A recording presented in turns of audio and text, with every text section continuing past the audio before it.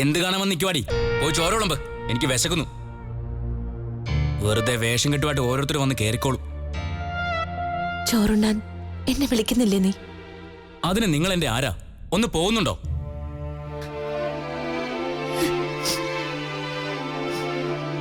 പോവാ. പക്ഷെ ഒരു കാര്യം പറഞ്ഞിട്ട്. ഉണ്ണുന്നതിന് മുമ്പ് അനിയൻ ഒരുള്ള ചോറ് അച്ഛന്റെ ഫോട്ടോയുടെ മുമ്പിൽ വെക്കണം.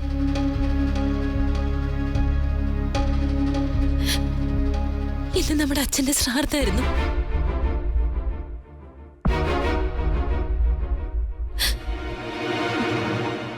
മറന്നൂല്ലേ?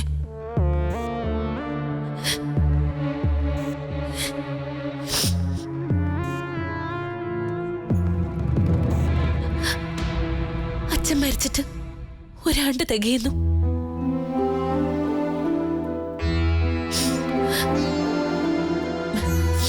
അച്ഛനെ ഒരുപാട് സ്നേഹിച്ച് ഒരേ ഒരു മോന ബലിയിടേണ്ടത്. ആരെ ഓർക്കാൻ?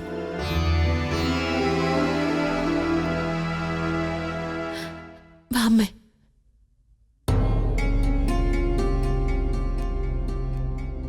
മറക്കല്ലേ ഒരുള്ള ചോറിന്റെ കാര്യം.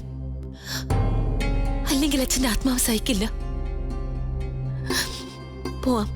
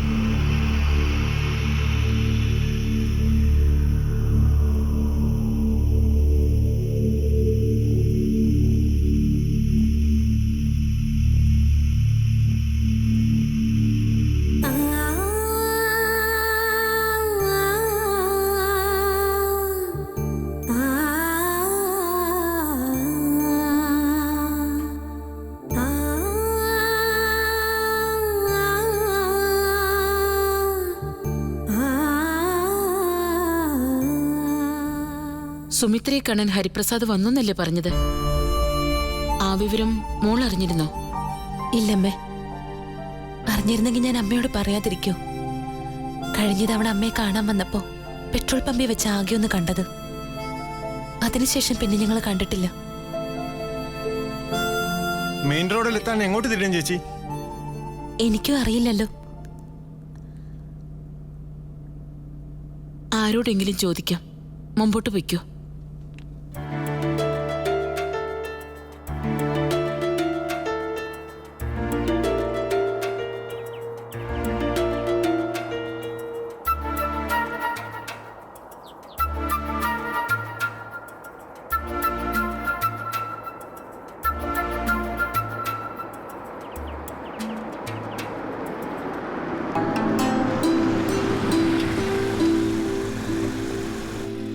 അങ്കിളെ, MC റോഡിലേക്ക് കയറാൻ എങ്ങോട്ടാ തിരിയേണ്ടത്? അവിടുന്ന് ഇടത്തോട്ട് ലെഫ്റ്റ് തിരിഞ്ഞു ചെല്ലുമ്പോ ഒരു ചുവട് താങ്ങിയുണ്ട്. അവിടുന്ന് വലത്ത് പിടിച്ച MC റോഡായി. താങ്ക്സ് അങ്കിളെ.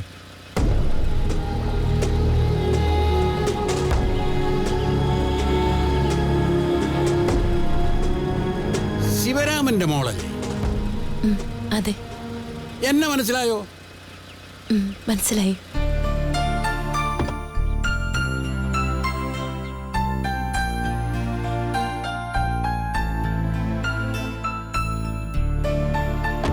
ഇതാരാ മോളെ? അമ്മയാ. നമസ്കാരം. നമസ്കാരം. ആ, എന്റെ പേര് അച്യുതൻ. നന്ദനയ്ക്കറിയാം. പിന്നെ എന്താ മോളെ ഈ വഴിക്ക്?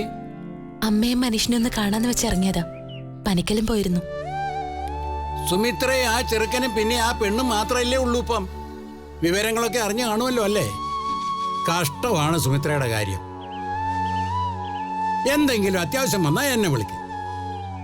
അതിനൊരു 2 വീട് അപ്പുറത്താണ് എന്റെ താമസം. വല്ലപ്പോഴും ഞാൻ അങ്ങോട്ടൊന്ന് കയറി ചെല്ലും. നമ്മളെ കൊണ്ടല്ലാതെ എന്ത് ചെയ്യാനാ? സുമിത്രയുടെ സ്വഭാവം എന്തെന്ന് ചോദിച്ചാൽ മൂക്കത്താ ദേഷ്യം. ചിലപ്പോ ഒരു കണക്കിന് അത് ദേഷ്യമല്ല. മനസ്സിൽ തിങ്ങി വിങ്ങി നിൽക്കുന്ന പ്രയാസം ദേഷ്യമായിട്ട് പുറത്തു വരുന്നു, അത്ര തന്നെ. ആ, എന്ത് പറഞ്ഞു സുമിത്ര?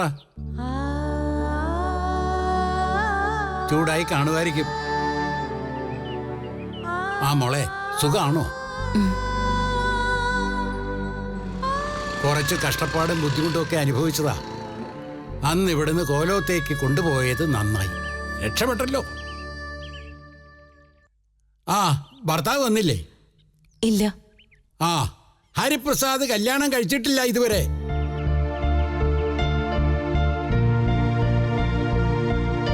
ഓരോ മുട്ടാത്തർക്കം പറഞ്ഞ് ഒഴിഞ്ഞു മാറി നടക്കുക. എന്ത് ചെയ്യാൻ? അല്ല, വേറൊരു കാര്യം പറയായിരുന്നേ. അമ്മയ്ക്ക് അറിയാം ഹരിയേട്ടനെ പറ്റി. ആണോ? എന്റെ പെങ്ങടെ മോനാണ് ഹരിപ്രസാദ്. ഒരു പെണ്ണ് കെട്ടാൻ പറഞ്ഞ എന്ത് ചെയ്താ കേൾക്കുകയില്ല. അല്ല, ഓരോരുത്തർക്ക് ഓരോന്ന് പറഞ്ഞിട്ടുണ്ടേ. ആ, മുകളിന്ന് വിധിച്ചതല്ലേ നടക്കൂ. എന്തായാലും നന്ദന രക്ഷപ്പെട്ടല്ലോ, നന്നായി. നമുക്ക് പോവാം മോളെ. ആയിക്കോട്ടെ, കണ്ടതിൽ സന്തോഷം. ശരി.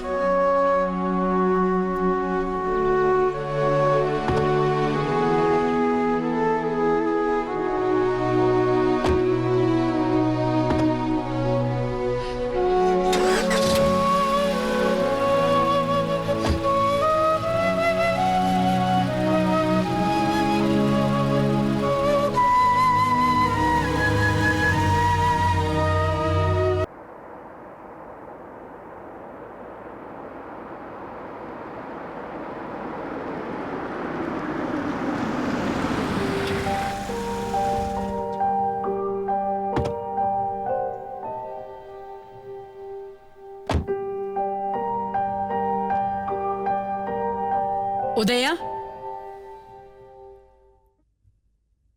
നന്ദനി എവിടെ? നിന്നോടാ ചോദിച്ചത് നന്ദനി എവിടെയെന്ന്. അയാൾ ഇവിടുന്ന് പോയിട്ട് ഇതുവരെ നിങ്ങൾ തമ്മിൽ ഫോണിൽ സംസാരിച്ചിട്ടില്ല എന്ന് ഞാൻ വിശ്വസിക്കണം? ഫോൺ കിട്ടുന്നില്ല, അങ്ങോട്ടും ഇങ്ങോട്ടും കോളില്ല. ഉദയനോർക്ക് നന്ദന പോയിട്ടില്ലെന്ന് അമ്മയ്ക്ക് അറിയാലോ. അയാൾ അവിടെ തന്നെ ഉണ്ട്. നിന്റെ കൂടെ ഇങ്ങോട്ട് വരാതിരുന്ന എന്താ? അതാണ് എനിക്കറിയേണ്ടത്. ഇവിടുന്ന് പോകുന്നതിന് മുമ്പ് നന്ദന അക്കാര്യം അമ്മയോട് പറഞ്ഞില്ലേ? മുത്തശ്ശിയെ കാണാൻ വീട് വരെ പോകുന്നു പറഞ്ഞു. വിദ്യാഭാരതിയും കൂടെ കാണുമെന്നും പറഞ്ഞു. ഈ പറഞ്ഞത് സത്യമാണെങ്കിൽ അവിടെ ചെന്നപ്പോഴേക്കും നന്ദനയുടെ മനസ്സ് മാറി. അവിടെ കുറച്ചു ദിവസം തങ്ങണം പോലും. സത്യസന്ധതയുടെ തെളിഞ്ഞ മുഖമായി മരുമകളെ കാണുന്ന ആളല്ലേ. ഇത്രയേ ഉള്ളൂ, എല്ലാന്നും മനസ്സിലാക്കിക്കൊള്ളാം. അവിടെ ചെന്നപ്പോ ഇവിടുത്തെ കാര്യം പറഞ്ഞു. കല്യാണം കഴിഞ്ഞു പോയതിനു ശേഷം സ്വന്തം വീട്ടിൽ ചെല്ലുമ്പോ ഏതൊരു പെൺകുട്ടിക്കും തോന്നും കുറെ ദിവസം അവിടെ താമസിക്കണമെന്ന്. ഓ, അപ്പൊ ന്യായം മറുവശത്തായി. പക്ഷെ ഭർത്താവ് അതിന് സമ്മതിക്കരുത്. ശാസനയോടെ കൂട്ടിക്കൊണ്ടു വേണം മടങ്ങി വരാൻ.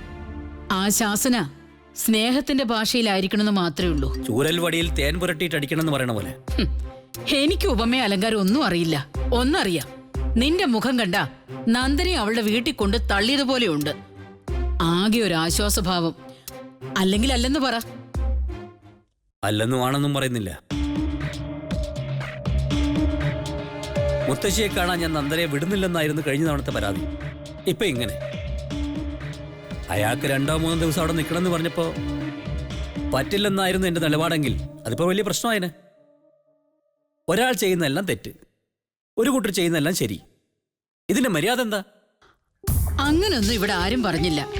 ഭാഗീരഥി അമ്മ സുഖമില്ലാതെ കിടക്കല്ലേ അവിടെ. അമ്മയും മകളും കൊച്ചുമോളും ഒരുമിച്ച് 2 ദിവസം കഴിഞ്ഞോട്ടെ. നിനക്ക് പക്ഷെ ഒരു കാര്യം ചെയ്യായിരുന്നു. ഇന്നലെ രാത്രി എന്തായാലും മുതിയന്നൂര് കിടന്നു. ബാക്കി ദിവസം കൂടി നന്ദനയുടെ കൂടെ അവിടെ നിന്നിട്ട് ഒരുമിച്ച് പോരായിരുന്നു.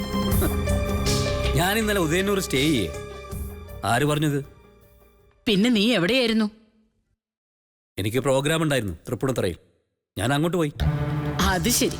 അപ്പൊ അതാണ് കാര്യം. വെറുതെ അല്ല നന്ദനെ കൊണ്ടുവിട്ടത്. ഇന്നും നാളെയൊക്കെ പ്രോഗ്രാം ഉണ്ടോ? ആ, ചിലപ്പോ കണ്ടെന്നിരിക്കും. ഉദയ, ഞാനൊരു സത്യം പറഞ്ഞ ദേഷ്യപ്പെടുമായിരിക്കും. നിന്റെ ദേഷ്യം ഒരു പുതുമയല്ലാത്തത് കൊണ്ട് ഞാൻ പറയുക. ഇങ്ങനെയല്ല നീ നന്ദനോട് ഇടപെടേണ്ടത്. വലിയ വായനയും ചിന്തയൊക്കെ ഉള്ള ആളല്ലേ നീ. ഭർത്താവിന്റെ മനസ്സിൽ തനിക്കും വിലയുണ്ടെന്ന് ഭാര്യയ്ക്ക് തോന്നണം. ആ വില ഉറുപ്പിക കണക്കിലാണോ അതോ വിദേശ നാണയത്തിന്റെ കണക്കിലാണോ? കളിയല്ല, കാര്യോ ഞാൻ പറയുന്നത്. നീ ഒന്ന് തിരിച്ചറിയണം. ഇങ്ങനെ പോയാ നന്ദനയ്ക്ക് നിന്റെ കൂടെയുള്ള ജീവിതം മടുക്കും. സ്വഭാവ ഗുണമുള്ള കുട്ടിയായതുകൊണ്ട് അവള് മറ്റനർത്ഥങ്ങളൊന്നും കാണിക്കില്ലെന്ന് എനിക്ക് ഉറപ്പുണ്ട്. പക്ഷെ തുടർന്നുള്ള നിന്റെ ജീവിതം അസ്വസ്ഥമായിരിക്കും. എനിക്കിനി അധികം ആയുസ്സൊന്നുമില്ല. ഒരുപാട് കാലം കൂടി ജീവിക്കണമെന്ന് മോഹവുമില്ല. എന്തെങ്കിലും അസുഖം വന്ന് കിടന്നു പോകരുത്. ആർക്കും ഒരു ഭാരം ആവരുത്. അതിനു മുമ്പ് അങ്ങ് വിളിക്കണേന്നൊരു പ്രാർത്ഥനയേ എനിക്കുള്ളൂ. ഇപ്പോഴെന്തിനാ ഇതൊക്കെ പറയുന്നത്? എന്റെ കണ്ണടഞ്ഞു പോയാ നിന്റെ കാര്യം നോക്കാൻ ആരും ഇല്ലാതെ വരരുത്. യതീന്ദ്രനും കാർത്തികയും നിന്നെ നോക്കുമായിരിക്കും. പക്ഷേ നിന്റെ സ്വത്ത് കൈക്കലാക്കുന്നവരെ മാത്രം. എന്റെ മോനാണെങ്കിൽ എനിക്ക് പറയാതിരിക്കാൻ പറ്റില്ല. നിന്റെ ഓഹരിയിലുള്ള മുതൽ അവന്റെ കൈയിൽ കിട്ടിക്കഴിഞ്ഞാ യതീന്ദ്രൻ നിനക്ക് ദാഹിച്ച വെള്ളം തരൂല്ല. എങ്ങനെയെങ്കിലും നിന്നെ ഇവിടുന്ന് പുറത്താക്കാൻ നോക്കും. ഇപ്പോഴത്തെ ചുറ്റുപാടിൽ ഇന്ന് എന്നെ കണ്ടില്ലെങ്കിൽ നാളെ നന്ദന ഈ വീടിന്റെ പടിയിറങ്ങും. നഷ്ടപ്പെട്ടു പോയതിനെ പറ്റി ഓർത്ത് പിന്നെ ദുഃഖിച്ചിട്ട് കാര്യമൊന്നുമില്ല. നഷ്ടബോധം ഉണ്ടാവുന്നത് നേട്ടങ്ങളെ കുറിച്ച് ഓർക്കുന്നുണ്ടാ. ഒറ്റപ്പെടുന്ന അനേകം പേരുണ്ട് ഈ ലോകത്ത്. അവർക്ക് ആശ്വാസം പകർന്ന് ചില മുനമ്പുകളുണ്ട്. സന്യാസം, ദേശാടനമൊക്കെ ആശ്രയ സങ്കേതങ്ങളാ. സന്യസിക്കാനായിരുന്നെങ്കിൽ കുന്നത്തോരെ ഉദയവർമ്മ വേലി കഴിക്കേണ്ട കാര്യവും ഇല്ലായിരുന്നു. എനിക്ക് വേണ്ടിയല്ല ഞാൻ കല്യാണം കഴിച്ചത്. നീ അത് പലപ്പോഴും പറയാറുണ്ടല്ലോ, അമ്മയ്ക്ക് വേണ്ടിയാണെന്ന്. പക്ഷേ അമ്മയോടുള്ള സ്നേഹം കൊണ്ടല്ല, സഹതാപം കൊണ്ടാണ് വിവാഹത്തിന് സമ്മതം മൂളിയതെന്ന് അറിയാവുന്ന ഒരാളുണ്ട്. ഞാൻ തന്നെ.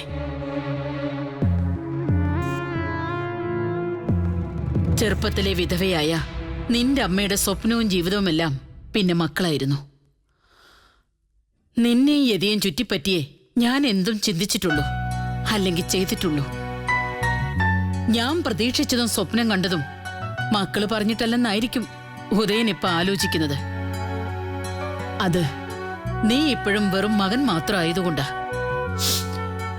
അച്ഛനമ്മമാരുടെ നൊമ്പരം മക്കള് മനസ്സിലാക്കുന്നത് അവരച്ഛനും അമ്മയും ഒക്കെ ആവുമ്പോഴാ. നന്ദനോട് ഞാനൊരു കാര്യം പറഞ്ഞിട്ടുണ്ട്. അതവള് നിന്നെ അറിയിച്ചു കാണും, അല്ലെങ്കിൽ ചോദിച്ചറിയണം. അതെന്റെ ആഗ്രഹമല്ല, അപേക്ഷയാണ്. അമ്മയ്ക്ക് വേണ്ടി വേലി കഴിച്ച മകൻ അമ്മയുടെ ആ അപേക്ഷ കൂടി നിറവേറ്റി തന്നാൽ നന്നായിരിക്കും. ഞാൻ അത് മാത്രമേ ആവശ്യപ്പെടുന്നുള്ളൂ.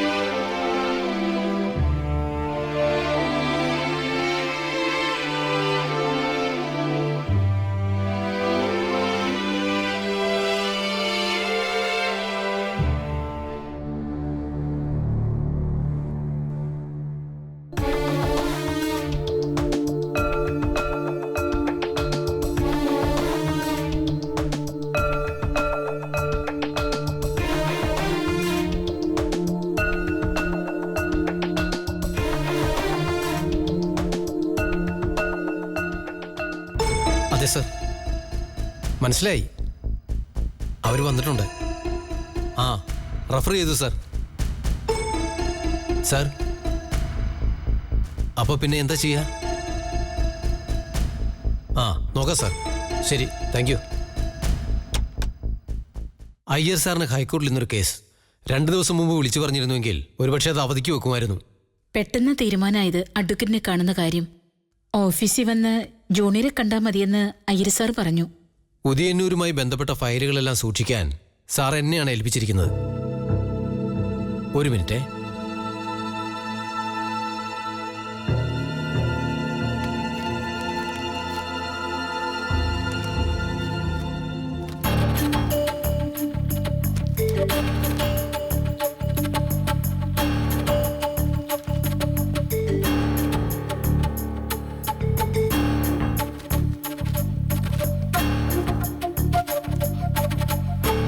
നന്ദന അല്ലേ?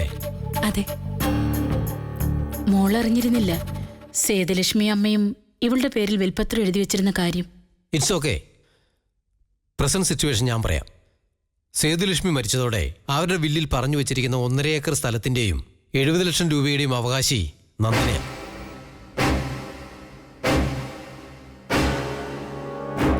ഒരു കാരണവശാലും അത് മറ്റാരിലേക്കും ചെന്ന് ചേരില്ല.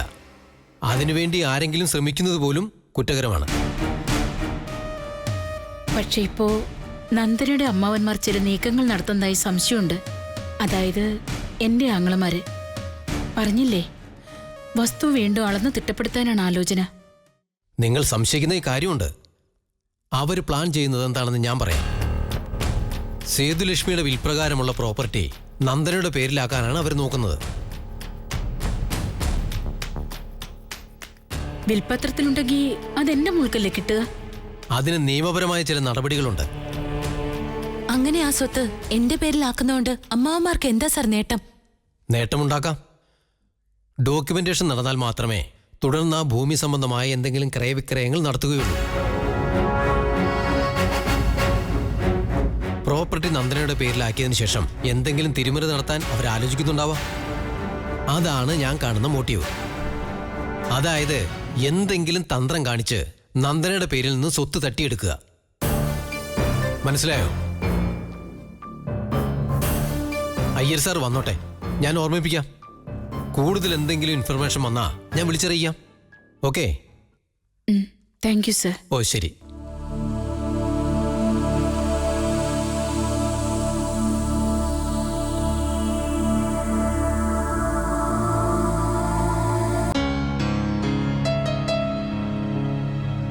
മോളെന്താ ആലോചിക്കുന്നത്?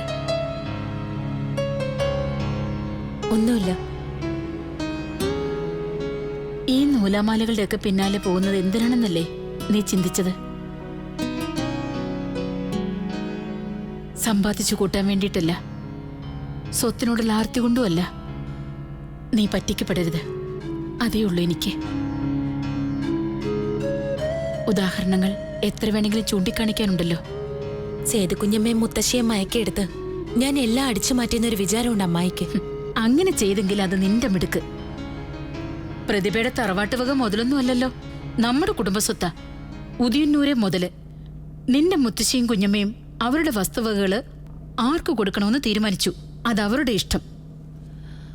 മറ്റുള്ളവർ കണ്ണുവെച്ചത് നമ്മൾ നേടിയെടുത്തത് കൊണ്ട് ഒരു തെറ്റും വരില്ല. അർഹതയില്ലാത്തതിൽ ആരും കണ്ണുവെക്കാൻ പാടില്ല. ജഗന്നാഥേട്ടൻ കോവിലകത്തെ വസ്തു അളക്കാൻ ആലോചിക്കുന്നത് എന്തോ മനസ്സിൽ കണ്ടിട്ടാ. ചിലപ്പോ നിനക്ക് പറഞ്ഞു വെച്ചിട്ടുള്ള ഓഹരി ഉദയന്റെ പേരിലേക്ക് എഴുതി കൊടുക്കാം. അങ്ങനെ ചെയ്ത ഉദയന്റെ സ്വഭാവം അവർക്ക് നന്നായിട്ടറിയാം. അവനെ സ്വാധീനിച്ച് വേണമെങ്കിൽ അത് പിന്നെ സ്വന്തമാക്കാലോ.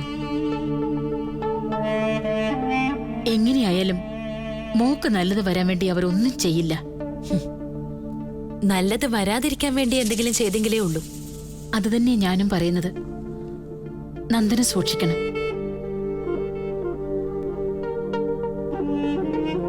എനിക്കൊരഭിപ്രായമുണ്ട്. എന്താ അമ്മേ? ഇക്കാര്യം നീ ഉദയനോട് സംസാരിക്കണം. എന്താ? ഒരു താല്പര്യമില്ലാതെ കേട്ട് നിൽക്കും. വിഷയം ഇതാണെന്ന് അറിയുമ്പോ ചിലപ്പോ സംസാരിക്കാൻ സമ്മതിക്കണമെന്നില്ല. എന്തായാലും ഒരു ദേഷ്യപ്പെടൽ ഉറപ്പാ. ദേഷ്യപ്പെട്ടോട്ടെ, ആ ചൂട് തണുക്കുന്ന ഒരു സമയം വരുമല്ലോ, അപ്പൊ പറയണം. കുന്നത്തൂരെ സ്വന്തം ഷെയറിന്റെ കാര്യത്തിൽ താല്പര്യമില്ലാത്ത ആളാ. അതൊക്കെ മാറിക്കോളും. ഉദയൻ ഒരിക്കലും ഒരു ചീത്തയാളല്ല. നിനക്കങ്ങനെ തോന്നിയിട്ടുണ്ടോ? അതില്ല. മോളുടെ പേരിൽ ഇത്രയും ആസ്തിയുണ്ടെന്നറിഞ്ഞിട്ടും ഉദയൻ അതിന്മേൽ ചാടി വീണില്ലല്ലോ. ദോഷത്തേക്കാൾ അതൊരു ഗുണമായിട്ട് നമ്മൾ കാണണം. അതും സ്ത്രീധനത്തിന്റെ പേരിൽ ഭാര്യയെ ചുട്ടുകൊല്ലുന്ന പുരുഷന്മാരുള്ള നമ്മുടെ നാട്ടിൽ. എന്തോ ഒരു പുഞ്ചിരി. ഭാര്യ എന്ന് അംഗീകരിച്ചിട്ട് വേണ്ടേ? ഏതോ ഒരു സ്ത്രീ, അവളുടെ സ്വത്ത്, വല്ല പെണ്ണുങ്ങളെ ആരെങ്കിലും ചുട്ടുകൊല്ലുവോ? അമ്മാവന്മാർ ചേർന്ന് എന്റെ സമ്പത്തെല്ലാം കവർന്നെടുത്തു എന്ന് കേട്ടാലും പ്രതികരിക്കണമെന്നില്ല. മോളെ, ഇങ്ങനല്ല നീ പറയേണ്ടത്, ചിന്തിക്കേണ്ടത്. ഉദയൻ നിന്നെ അങ്ങനെ എഴുതി തള്ളിയിട്ടൊന്നുമില്ല. അങ്ങനെ അവൻ ചെയ്യില്ല. നന്ദനയും കുറച്ചൊക്കെ ഒന്ന് മാറണം.